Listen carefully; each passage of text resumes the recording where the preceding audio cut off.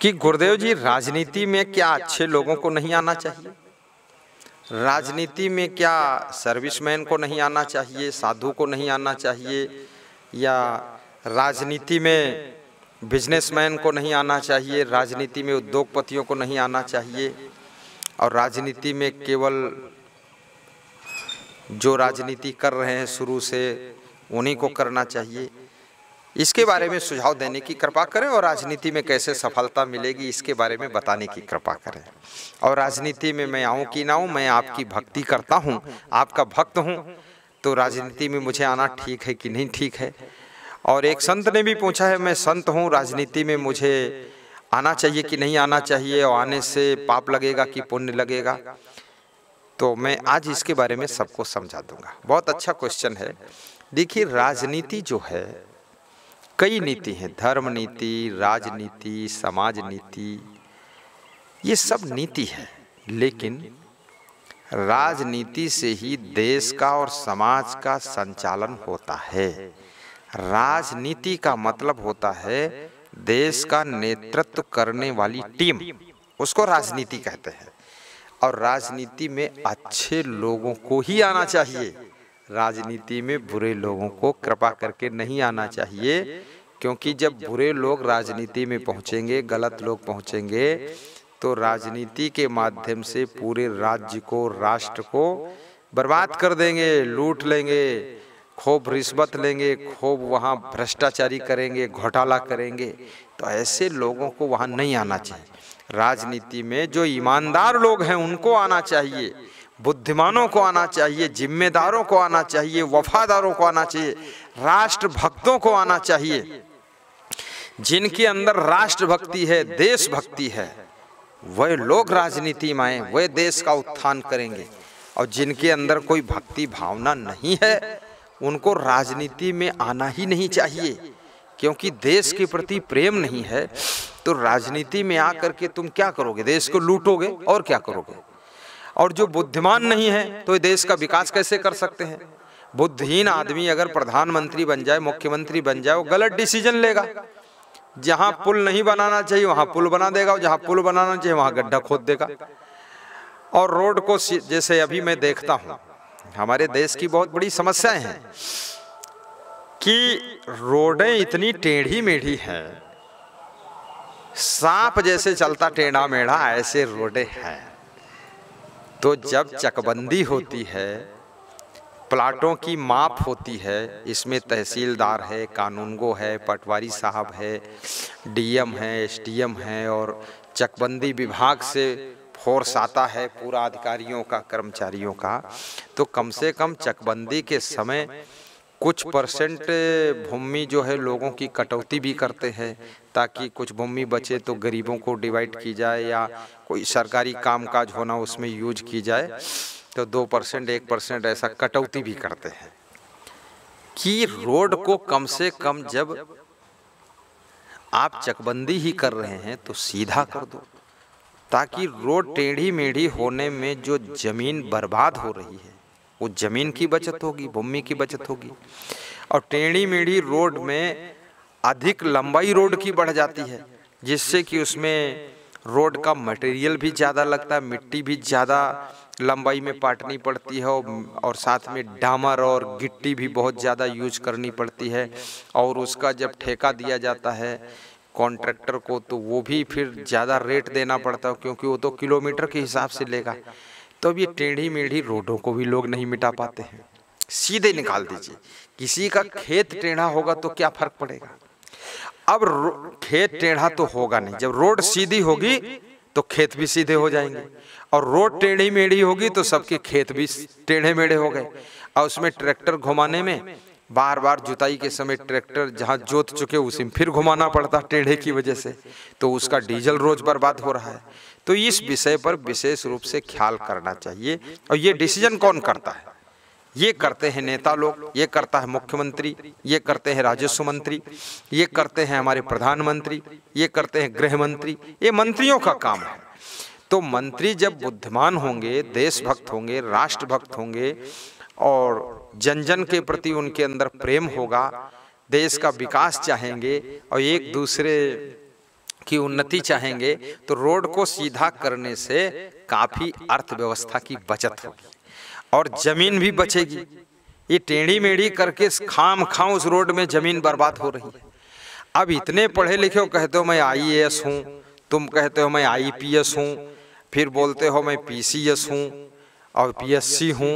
अरे भैया PSC हो चाहे भैंसी हो या जो भी हो आप, लेकिन ये विवेक क्यों नहीं करते हो? तो अफसरों का काम है वो भी विवेक बुद्धि से डिसीजन लेकर काम करें।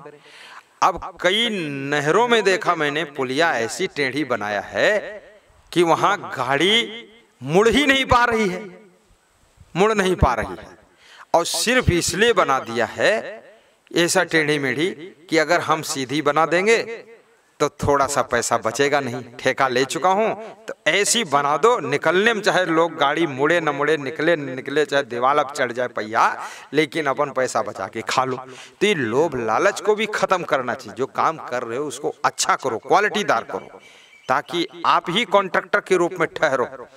हर काम को क्वालिटी से करना चाहिए। अब राजनीति में कुछ लोगों का कहना है कि संतों को आना चाहिए कि नहीं, संत राजनीति में क्यों आते हैं, संत अपनी साधुता करें, बाबा लोग बाबागिरी करें, इस राजनीतिक चक्कर में क्यों पड़ा हुआ है। लेकिन बहुत से लोगों को मैंने कहते सुना है संत ही देश को संभालेंगे तभी संभलेगा। तो संत का मतलब ये नहीं होता है कि जो संत जैसे कपड़ा पहना हो वही केवल संत है। जैसे अभी हमारे भारत देश के प्रधानमंत्री हैं नरेंद्र मोदी जी, तो ये हैं तो अपने पाजामा कुर्ता में रहते हैं, लेकिन उनकी विचारधारा जो है संत के रंग में रंगी हुई है, ईमानदारी भी है। अब लोग कहते हैं वो ईमानदार हैं, वफादार हैं, देशभक्त हैं, राष्ट्रभक्त हैं और देश का विकास भी करते हैं, बुद्धिमान भी हैं। तो ऐसे लोगों को भी आना चाहिए। वो संत बनने के लिए भी गए थे। जैसे हमारे माननीय योगी आदित्यनाथ जी, ये मुख्यमंत्री हैं उत्तर प्रदेश के, और उत्तर प्रदेश सबसे बड़ा प्रदेश है और सबसे ज्यादा खतरनाक प्रदेश भी है। गुंडे लफंगे भी बहुत वहां होते हैं, भगवान भी बहुत हुए हैं और शैतान भी बहुत हुए, अभी भी हो रहे हैं। अब ये महात्मा जी गोरखपुर पीठ के महंत भी हैं और राजनीति में आए हैं। तो अभी मैं जहां देख रहा हूं अपनी जिंदगी में, जितना अच्छी तरह से प्रदेश को योगी आदित्यनाथ ने चलाया है, इतना अच्छी तरह से प्रदेश आज तक कोई मुख्यमंत्री चला नहीं पाया। मैं किसी मुख्यमंत्री का विरोध नहीं करता हूं, उसकी निंदा नहीं करता हूं, ये उल्टा अर्थ मत ले लेना। जब से आदित्यनाथ जी मुख्यमंत्री बने हैं, ये संत हैं, महात्मा हैं, योगी हैं, बुद्धिमान भी हैं, पढ़े लिखे भी हैं और फर्स्ट डिवीजन एमएससी हैं और बहुत बड़े मठ के महंत भी हैं और मठ का संचालन भी करते थे। गोरखपुर के बहुत सारे फैसले तो ये अपने मठ में ही कर देते थे। जब नहीं थे मुख्यमंत्री, मंत्री नहीं थे, तब भी लोगों का लड़ाई झगड़ा सब समझौता हिंदू मुस्लिम का भी कर देते थे। अब ये महंत योगी आदित्यनाथ, अब इनके मुख्यमंत्री बनने से, राजनीति में आने से यूपी का शुद्धिकरण हो गया। गुंडे भी शांत हैं, अपनी चाय की दुकान खोलकर काम करने लग गए। लफंगे भी शांत हैं, वो भी साइकिल की दुकान खोल करके पंचर जोड़ने लग गए। और डकैत भी शांत हैं, वो भी अपना गल्ला खरीद कर बेचने लग गए। और जितने मर्डर करने वाले थे उनके अंदर इतना डर व्याप्त है कि वह लोग भी अपना खेती बाड़ी में लग गए। उत्तर प्रदेश में इस समय डकैती बंद है, डकैती 99% बंद है, मर्डर भी 99% बंद है। अफसरों के साथ में कोई बदसलूकी जो करते थे लोग पहले, किसी भी डीएम को झापड़ मार देना और किसी एसडीएम को झापड़ मार देना, किसी दरोगा को झापड़ मार देना, पुलिस थाने में जाकर के तोड़फोड़ कर देना, ये जो गुंडागर्दी चलती थी वो योगी आदित्यनाथ के पीरियड में नहीं चल रही है। आदमी सब वही है, लेकिन योगी आदित्यनाथ के प्रशासन से डर करके लोग सुधर गए और सब सही काम हो रहा है। तो मुख्यमंत्री या प्रधानमंत्री या मिनिस्टर या विधायक, सांसद, कोई संत भी अगर इसमें सेवा देना चाहता है, जैसे साक्षी जी महाराज हैं, उन्नाव से हैं, वह सांसद हैं, तो उन्होंने भी काफी संत हैं, बहुत अच्छा देशभक्ति करते हैं और देश के लिए डिसीजन लेते हैं और अच्छा करते हैं। लेकिन कोई भी हो, संत हो या ना संत हो, सज्जन आदमी, बुद्धिमान आदमी, चरित्रवान आदमी और देशभक्त आदमी को ही राजनीति में आना चाहिए। जिसके अंदर राष्ट्रभक्ति नहीं है, देशभक्ति नहीं, चरित्रवान नहीं है, ईमानदारी नहीं, वफादारी नहीं और बुद्धिमान नहीं है, विवेकवान नहीं है, कृपया जातिवाद के नाम पर उसको वोट मत दीजिए, मजहबवाद के नाम पर उसको वोट मत दीजिए, लालच के नाम पर वोट मत दीजिए, फ्री फोकट में गेहूं चावल मिल रहा है इस नाम पर भी वोट मत दीजिए। आप वोट देश को देख करके वोट दीजिए। हमें वोट उसको देना है जो गुंडागर्दी खत्म कर दे, गुंडों को खत्म न करे, गुंडागर्दी खत्म कर दे। अगर गुंडे नहीं सही रहे तो गुंडों को भी खत्म करे, कोई बात नहीं है। डकैती खत्म कर दे, चोरी खत्म कराए, बेविचारी खत्म कराए, सब लड़कियां स्त्रियां भी सुरक्षित स्वच्छ घूम सकें, जहां जाना जा सकें। आज शाम क्या दिन दहाड़े लड़कियों को उठा ले जाते लोग, कितने प्रदेशों में लड़कियों को उठा ले जाते हैं और मुख्यमंत्री जी बैठे हुए हैं। अरे जब तुम मुख्यमंत्री हो, तुम्हारे हाथ में कमान है और इतनी पुलिस है, फोर्स है, तो बुद्धू बने क्यों बैठे हो? अरेस्ट क्यों नहीं करते हो? डंडा इन पर क्यों नहीं चलाते हो, बदमाशों के ऊपर? और फिर बुद्धिमान आदमी की इसलिए आवश्यकता है। कई बार मैं सुनता हूं कि ट्रेन में लूटपाट हुई, डिब्बे में 4 बदमाश घुस गए, बंदूक लगा दिया, चक्कू निकाल के दिखा दिया, सब लोगों ने अपना अपना पैसा निकाल के दे दिया, सब डर गए, एक के गोली मारकर भाग गए, बदमाशों ने ट्रेन रोक ली। क्या मतलब हुआ? एक ट्रेन के डिब्बे में 70 सीट होती है, शायद 70 या 80 लोग तो ये बैठते हैं। और ये भारत देश की ट्रेनें हैं, इसमें कम से कम 40-50 तो और उसी में घुस जाते हैं। कचरागंज। और क्यों कचरागंज होते हैं? ये भी राजनेताओं की गलती से होता है, उनकी बुद्धि नहीं है। जब आपकी जनसंख्या ज्यादा है, बैठने वाले ज्यादा हैं और ट्रेनें कम चल रही हैं, तभी तो उसमें घुसना पड़ता है। टिकट लिया है, उसमें बोरा जैसे घुसे बैठे हैं ठसाठस। ये तुम्हारी मूर्खता का कारण। ट्रेन नई क्यों नहीं चलाते हो और पटरी क्यों नहीं बिछाते हो?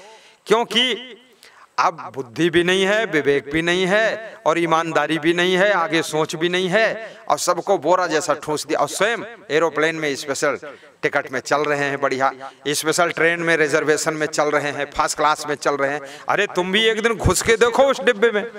और फिर लूट फातियां हो रही वहां ट्रेन में, बदमाश घुस गए। कैसे बदमाश घुस सकते भाई? हर ट्रेन के डिब्बे में 2 कांस्टेबल राइफल लेकर रख दीजिए आप, एक इस गेट पर, दूसरा उस गेट पर। बदमाश घुसेगा ही नहीं, पहले से उसमें पुलिस घुसी खड़ी रहे, अलर्ट। और ये होना चाहिए बदमाश अगर आए हैं तो गोली भी मार सके। और डिब्बे और गेटों को लॉक करने की जिम्मेदारी उसी पुलिस जवान की होगी, उसको लॉक करे। चलती ट्रेन में गेट खोलने क्या काम है? उसको लॉक कर दे, जो बाहर जाने वाले गेट है।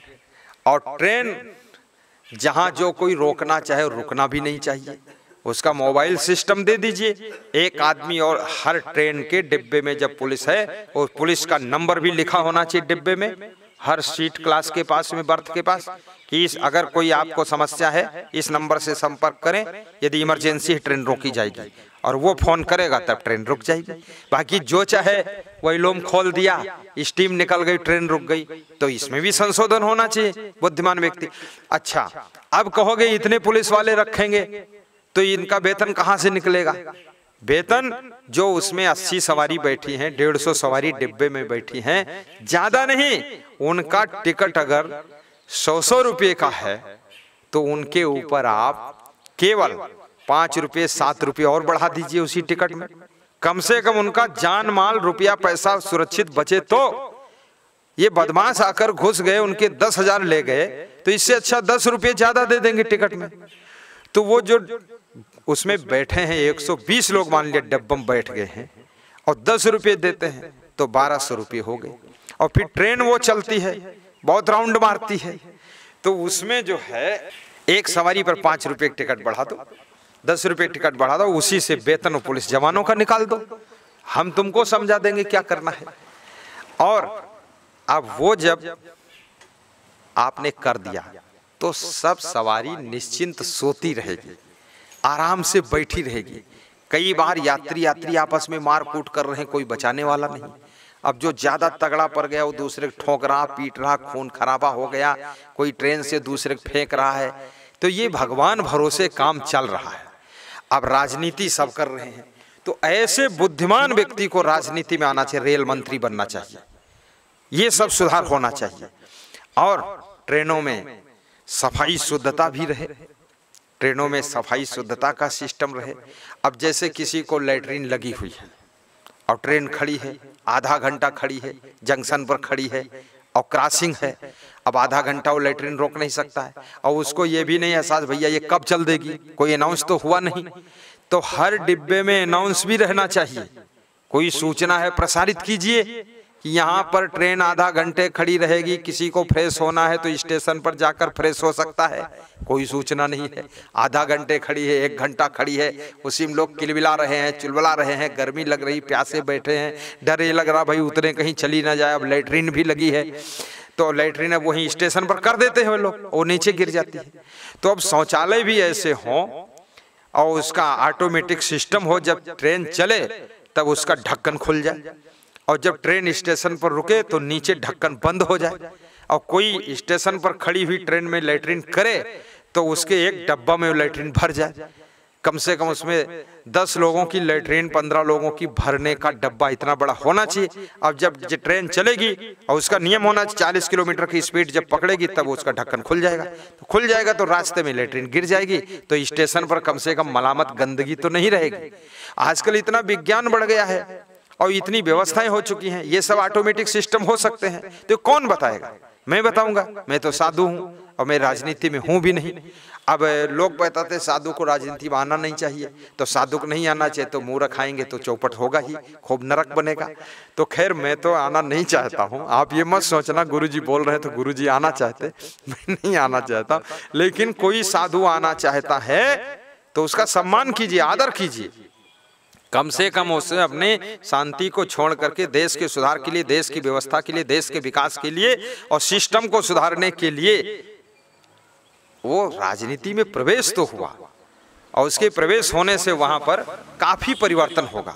लेकिन वो साधु होने से भी केवल नहीं होता है, बुद्धिमान वो भी होना चाहिए और चरित्रवान होना चाहिए, क्योंकि साधुओं में भी किसी के पास बुद्धि है, किसी की नहीं है। तो बुद्धिमान, ईमानदार, चरित्रवान व्यक्ति हो। गृहस्थों में भी बहुत लोग बुद्धिमान भी है, चतुर भी है, ईमानदार भी है। और ट्रेनें ज्यादा संख्या में चलाइए, एरोप्लेन भी चलाइए, 20 सीटर एरोप्लेन चालू करिए, 20 सीटर। अब किसी को अररिया से जाना है पटना, 300 किलोमीटर है, 350 किलोमीटर, अपनी गाड़ी से जाता है और बिहार की सड़कों में जाम खूब लगती है, तो 10 घंटे में तो पटना पहुंचेगा। एक दिन जाने में लगा, एक दिन लौटने में लगा, एक दिन काम करे, 3 दिन डेरा वहां डालकर बैठे। तो इससे अच्छा है आप जो है first class 20 seater, 30 seater, 40 seater aeroplane चला दीजिए और सस्ता टिकट रखिए उसका। बढ़िया भाई किसी को जाना है तो ये 150 का टिकट है, 1500 का टिकट है, 1000 रुपये का टिकट है, 800 रुपये का टिकट है, दूरी के हिसाब से टिकट। अगर 300 किलोमीटर है तो एरोप्लेन का टिकट प्रति किलोमीटर आपको 5 रुपये प्रति किलोमीटर, 3 बचे 1500 रुपये, 1500 दीजिए जाइए। 4 रुपये प्रति किलोमीटर, 1200 का टिकट है, जाइए अररिया से पटना, अररिया से पटना जाइए, मुगल सराय से पटना जाइए, कहीं जाइए आप। तो ये लोकल सेवाओं में अब ये भी चालू करना चाहिए, क्योंकि आजकल सबके पास 1,500-2 हज़ार रुपया है, इतना कोई कंगाल नहीं है। देश का विकास भी हुआ है, नेताओं ने विकास किया है, मिनिस्टरों ने विकास किया है, इसमें बहुत अच्छे लोग भी हैं, सब खराब लोग नहीं हैं। उन अच्छे लोगों को मैं धन्यवाद भी देता हूं और जो खराब लोग हैं वो अच्छे बन जाए ऐसी शुभकामना भी करता हूं। और अच्छे बन करके बुद्धिमत्ता के साथ मैं देखता हूं कई लोगों के पास अपना घर बनाते हैं तो बहुत सुंदर बनाएंगे, लेकिन सरकारी बिल्डिंग बनाएंगे उसको बर्बाद कर देंगे। सरकारी बिल्डिंग में खिड़की लगाएंगे 2 दिन में टूट जाएगी, अपने घर में खिड़की लगाएंगे 2 पीढ़ी तक चलती रहेगी। तो ये बेईमानी छोड़ो, वफादारी से काम करो। स्कूल को भी ऐसे बनाओ कि आपका वो घर है, हॉस्पिटल ऐसे बनाओ कि आपका वो घर है। हॉस्पिटल में कितने लोग मरीज आएंगे, वहां सफाई शुद्धता भी रखो। और सब कैमरे लगने चाहिए, कैमरे लगने चाहिए, बाथरूमों के पास में कैमरे होना चाहिए, कहां बाथरूम में गंदगी है और उसको चेक करो। और जो लोगों की ड्यूटी सफाई नहीं कर रहे हैं उनको सस्पेंड भी करो अनुशासन टाइट होना चाहिए। कितने सफाई कर्मी सफाई नहीं करते हैं, कितने सफाई कर्मी खूब सफाई करते हैं। अब 3 सफाई कर्मी खूब सफाई कर रहे हैं और 10 बैठे मलारे गा रहे हैं, तो 3 वो भी सोचते मैं भी नहीं करूंगा। अब सब नरक पड़ा हुआ है। अब हॉस्पिटल का जो सीएमओ है, अधीक्षक है, वो क्या कर रहा है? अरे भाई तुम वहां के मुखिया हो, तुमको डपटना भी चाहिए, अनुशासन करना चाहिए, सस्पेंड करना चाहिए। कम से कम 1 महीने के लिए सस्पेंड करो, झटका मार दो उसको, उसके बाद बहाल कर देना। एक झटका लगेगा 1-2 आदमियों के, तुरंत सही हो जाएंगे लोग। अभी जैसे नोएडा के डीएम ने आदित्यनाथ जी से कहा कि हमको 3 महीने की छुट्टी दे दो, हम कोरोना के समय छुट्टी में रहना चाहते हैं, हम नहीं नौकरी करेंगे। अब कोरोना के समय तुम छुट्टी में रहना चाहते हो, देश पर आपदा आई हुई है, देशवासी संकट में है, और जब कोरोना ना हो, अच्छा माहौल हो, तब 1.5 लाख महीने वेतन और जिले के राजा बनकर रहना चाहते हो। सर्वस खाए भोग कर नाना, समर भूमि में दुर्लभ प्राणा। तो आदित्यनाथ योगी ने उसको सस्पेंड कर दिया कि सदा के लिए छुट्टी ले लो ना, काहे के लिए नौकरी करना, हमेशा के लिए छुट्टी ले लो। आप जिले को कंट्रोल करने के लिए रखे गए, कोरोना बढ़ रहा है, कंट्रोल नहीं कर रहे हो, सीमाएं लॉक नहीं कर रहे हो, पुलिस को अलर्ट नहीं कर पा रहे हो, अनुशासन नहीं कर पा रहे हो, तब तुम अब छुट्टी मांग रहे हो, बर्बाद कर रहे हो। पूरे देश को मारना है क्या? तुमको तो जिंदगी से छुट्टी मिल जानी चाहिए। तो ऐसे उन्होंने छुट्टी दे दिया, उनको सस्पेंड कर दिया। बहुत अच्छा किया। मैं तो टाइट डिसिप्लिन में खुश रहता हूं, ऐसा होना चाहिए। तो ऐसे अनुशासन में जो रहता हो, अनुशासन में रखता हो, ऐसे लोगों की राजनीति में जरूरत है। भक्त भी राजनीति में आ सकते हैं, संत भी राजनीति में आ सकते हैं, बिजनेसमैन भी राजनीति में आ सकते हैं, उद्योगपति भी आ सकते हैं, और साधु लोग भी आ सकते हैं, और साथ में बेरोजगार जो लोग हैं वो भी राजनीति में आ सकते हैं। लेकिन देशभक्ति की दृष्टि से राजनीति में एंट्री करना चाहिए। राजनीति को धंधा मत समझो, राजनीति को धर्म समझो, और राजनीति के माध्यम से देश की सेवा, देश का विकास करने के लिए सोचिए। आज प्रधानमंत्रियों में लाल बहादुर शास्त्री को लोग याद करते हैं कि बहुत अच्छे प्रधानमंत्री थे। क्यों याद करते हैं? उनके बाद ये दूसरा प्रधानमंत्री है नरेंद्र मोदी, जिसको याद लोग कर रहे हैं, इसके जाने के बाद भी याद करेंगे। गृह मंत्री अमित शाह को लोग याद करते हैं, इसके पहले बहुत से गृह मंत्री हुए, हम लोग नाम ही नहीं जानते थे कौन गृह मंत्री है, और इसने ऐसा काम किया है, इसको सभी जान गए, भाई अमित शाह है, चाणक्य बुद्धि है, ये है वो है, सब लोग समझ गए। जब काम करोगे तभी नाम होगा आपका। और फिर कोई भी नेता हो, कृपया नेता लोग हों या अफसर लोग हों या जज लोग हों, सुप्रीम कोर्ट के जज हों, बेविचार से खुद भी बचो। अगर स्त्री नेतागिरी कर रही तो किसी दूसरे पुरुष में आकर्षित होकर मत फंसो। पुरुष नेतागिरी में है तो दूसरी स्त्री में मत फंसो, क्योंकि राजनीति में जाकर तुम व्यभिचार करोगे, बलात्कार करोगे, और कितनी स्त्रियों का मर्डर करोगे और लफड़ा पालोगे, तो तुम तो विषय भोग विलास में लगे हुए हो। तुम देश प्रदेश का विकास क्या करोगे? तुम खुद ही एक नया लफड़ा बना करके उसे उलझे रहते हो। तो उनमें आकर्षण भी नहीं करना चाहिए कहीं भी। केवल मेरा आकर्षण देश के विकास के लिए है, देशवासियों के लिए है, देश की रक्षा के लिए है, ऐसा होना चाहिए। राजनेता राष्ट्र का भक्त बने, देश का भक्त बने, और गुरु का भी भक्त बने, और सत्संगी भी होना चाहिए राजनेता को। रोज डेली 1 घंटे सत्संग सुनो, 10 मिनट सत्संग सुनो, ताकि सद्बुद्धि बनी रहे, लोभ लालच ना आए, मोह ममता में सब लूट न डालो, अभिमान भी ना आए, हनक फनक मत दिखाओ, सरलता भी रखो, डिसिप्लिन भी रखो, नम्रता भी रखो, और जनता का हित करो, सबकी बात भी सुनो। और जनता को भी बहुत ज्यादा अलग अलग इच्छाएं भी नहीं रखना चाहिए कि हमारे सब ये कर दे वो कर दे, इससे कुछ कोई नहीं कर पाएगा। सबकी इच्छाएं कोई तुम्हारा बाप नहीं पूरी कर पाए, वो क्या पूरी करेंगे?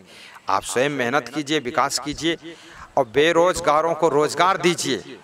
भाई आज हमारे देश में चाइना से यदि सामान आ रहा है या किसी देश से मैन्युफैक्चर होकर प्रोडक्शन आ रहे हैं, तो इसलिए आ रहे हैं कि हमारे देश में प्रोडक्शन नहीं हो रहा, मैन्युफैक्चर नहीं हो रहा, हमारे देश के अंदर उसकी फैक्ट्री नहीं, कंपनी नहीं है, इसलिए हमको जरूरत है उस सामान की, तो हमें लेना पड़ता है दूसरे देश का सामान। अगर वही सामान की कंपनी, फैक्ट्री हमारे देश के लोग खोलें, इनको सुविधा दिया जाए, ये सरकार सुविधा दे और इनको व्यवस्था दे, इनको सुरक्षा दे, सिक्योरिटी दे, फैसिलिटी दे, और ये लोग अपनी योग्यता का सही ढंग से प्रयोग करें, तो निश्चित रूप से हमारे देश के अंदर सामान बने, तो जो इतने बेरोजगार घूम रहे हैं, करोड़ों लोगों को रोजगार मिल जाएगा, करोड़ों लोगों के परिवार पलना शुरू हो जाएंगे। और अपने जैसे खेत का पानी खेत में, तो देश का पैसा देश में, तो देश में सामान बनेगा, देशवासी खरीदेंगे, देश का पैसा देश में रहेगा, देश का विकास होगा। और हमारे यहाँ क्या होता है, खेत का पानी नाला में और देश गया गड़बड़ झाला में। तो ये सब चौपट हो रहा है। अब बड़े बड़े नेताओं को जो ऊपर बैठे हुए हैं, उनको इन बातों पर विचार करना चाहिए, बुनियादी समस्याओं को हल करना चाहिए। तो मैं इसलिए बोल रहा हूं ताकि ऐसी बुद्धि जिनके पास में हो और विवेक हो, उन लोगों को राजनीति में आना चाहिए। और जो लोग आ चुके हैं उनको ऐसा विवेक अपने अंदर उत्पन्न करके हमारे देश की बुनियादी समस्याओं को हल करने के लिए समाधान ढूंढना चाहिए और उनको ऐसे ऐसे समाधान कर देना चाहिए। अभी मैं देखता हूँ एक ट्रक चलता है, अब कितनी रेस में चल रहा है, यहाँ कोई अनुशासन नहीं है। 4 लेन है, उसी में कोई ट्रैक्टर ट्राली घुसेड़े पड़ा है, उसी में भैंस कूद रही है, और अगर उसके किनारे किनारे रेलिंग बना दें तो ये शराबी और लफंगे लोग रेलिंग तोड़कर कबाड़े में बेचकर दारू पी लेते हैं। सारा उजाड़ है, भगवान भरोसे चल रहा है। अरे इसमें जो सरपंच है, मुखिया है, उसकी ड्यूटी लगनी चाहिए। आपके इलाके की रेलिंग टूटना चाहिए, काहे के सरपंच बने हो, काहे के मुखिया बने हो भाई, इतना ये भी काम तुम्हारे जिम्मे है। और सीसी कैमरे भी गुप्त रूप से लगा दीजिए, बताइए मत, जो तोड़ रहा है उसका फोटो आना चाहिए, उसको पकड़ा भी जाए। यहाँ के तो इतने लोग चोट्टा है कि सीसी कैमरा भी चुरा ले जाएंगे, ऐसे खतरनाक लोग हैं। तो ये अनुशासन की कमी के कारण दुबई में इतना बड़ा अनुशासन है कि वहाँ लफंगेबाजी लोग करते ही नहीं है, बिल्कुल कंट्रोल, डरे हुए लोग हैं। यहाँ तो जब देखो तब बिजली कट जाती है, जब देखो रोड में जाम लगा हुआ है, कहीं ट्रैक्टर वाला हारन दो पीछे से वो हटाता ही नहीं है, कोई मोटरसाइकिल वाला हटाता नहीं है, वो आंख गुररता है कि ऊपर चढ़ा दो देख लेंगे तुमको। अरे भैया मारपीट करनी है कि अपनी मंजिल पर जाना है। तो ये सब इनकी ट्रेनिंग भी होना चाहिए, इनकी ट्रेनिंग के लिए एक विभाग होना चाहिए। और जो लोग गलत कर रहे हैं, वहाँ बड़े बड़े कैमरे लगे हुए हैं। दुबई में मैंने देखा, आपकी गाड़ी की स्पीड को भी कैमरा बताता है। अगर 80 से ऊपर स्पीड है, आपके अकाउंट से 5000 रुपये कट कर आ जाएंगे, गाड़ी का नंबर आ जाएगा कैमरे में, और 5000 कट जाएंगे, तुमको पता ही नहीं चलेगा। जब देखोगे 5000 कम हो गए, गाड़ी आपकी बिगड़ गई, सड़क पर खड़े होकर बनाओगे 5000 जुर्माना, और गाड़ी आपकी 1 महीना खड़ी रहेगी थाने में। ये सड़क पर क्यों बना रहे हो, घसीट के साइड में करो पहले। और यहाँ भारत देश में कोई इस तरह का प्रशासन ही नहीं। अब इस तरह का जो प्रशासन करे उसको वोट भी नहीं देंगे लोग, ऐसा लफंगापना तैयार है। अच्छे लोगों को वोट दीजिए, जो डिसिप्लिन करते हैं उनको वोट दीजिए, और देश का विकास जो करते हैं उनको वोट दीजिए। और अच्छे लोगों को राजनीति में आना चाहिए, जयप्रकाश मेहता जैसे लोगों को राजनीति में आना चाहिए, विधायक भी बनना चाहिए, ये तो ना वाले। और देश का हित हो। मैं सबको धन्यवाद देता हूँ, शुभकामना करता हूँ। राजनीति बुरी चीज नहीं है, बुरा आदमी होता है, और बुरा आदमी मंदिर में पहुंचे तो मंदिर में बुराई तैयार हो जाती, और बुरा आदमी आश्रम में जाए तो आश्रम में बुराई होने लग जाती, बुरा आदमी गृहस्थी करे तो गृहस्थी में घर द्वार में बुराई शुरू हो जाती है, और बुरा आदमी राजनीति में पहुंचे तो राजनीति को बुरा बना देता है। राजनीति भी पवित्र है, मंदिर भी पवित्र है, जिस प्रकार के लोग वहां इकट्ठे होते हैं उस तरह से उसका परिवर्तन कर देते हैं। इसलिए अच्छे लोगों को राजनीति में आना चाहिए, और राजनीति को मंदिर समझना चाहिए, राष्ट्र को देवता समझना चाहिए, और राजनेता स्वयं को पुजारी समझ करके इस राष्ट्र की पूजा के लिए आप आए हैं। आइए, स्वागत है आपका। आप गृहस्थ आश्रम में हो और चाहे संत आश्रम में हो, आप सब मिल करके अच्छी तरह से राजनीति करें, देश की रक्षा करें। बहुत बहुत शुभकामना, धन्यवाद। किसी को अगर मेरे शब्दों से दुख लगा हो, आप बुरा मत मानना, मैंने स्पष्ट बातें कही हैं जिससे कि देश का विकास हो। बहुत बहुत आशीर्वाद।